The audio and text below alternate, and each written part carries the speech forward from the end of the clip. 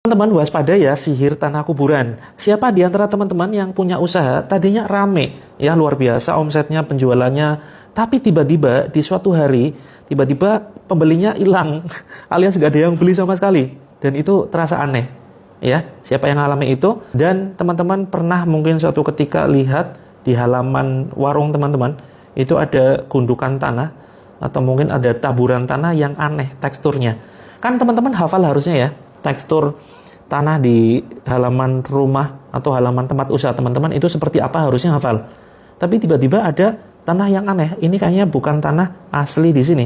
Nah, itu kemungkinan tanah kuburan dan ini yang dinamakan sihir tanah kuburan. Ini yang bisa menjadi penyebab sepinya usaha teman-teman secara enggak wajar. Kalau sepinya masih wajar, misalkan biasanya penjualan sehari mungkin 100-200. Suatu ketika yang beli itu cuma misalkan 30 orang, 50 orang. Ini masih wajar.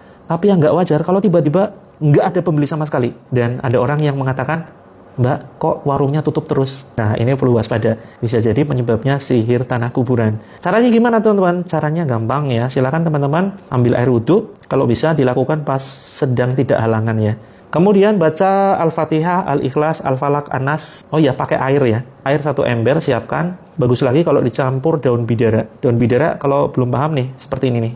Ini contoh daun bidara. Ambil 7 lembar, ditumbuk agak halus, kemudian campurkan air dalam 1 ember, kemudian bacakan Al-Fatihah, Al-Ikhlas, Al-Falaq, An-Nas, ayat kursi, tiupkan. Lalu setelah itu siramkan di tempat yang dicurigai, ditaburkan tanah kuburan tadi. Atau kalau nggak ngerti, ya, apakah ini karena sihir tanah kuburan atau bukan, ya disiramkan aja di teras, kemudian di dalam warung, dan di gentengnya atau di atapnya. Coba buktikan ya. Setelah itu mudah-mudahan ya segera ramai kembali. Mudah-mudahan Allah segera hancurkan jika ada sihir penghalang rizki.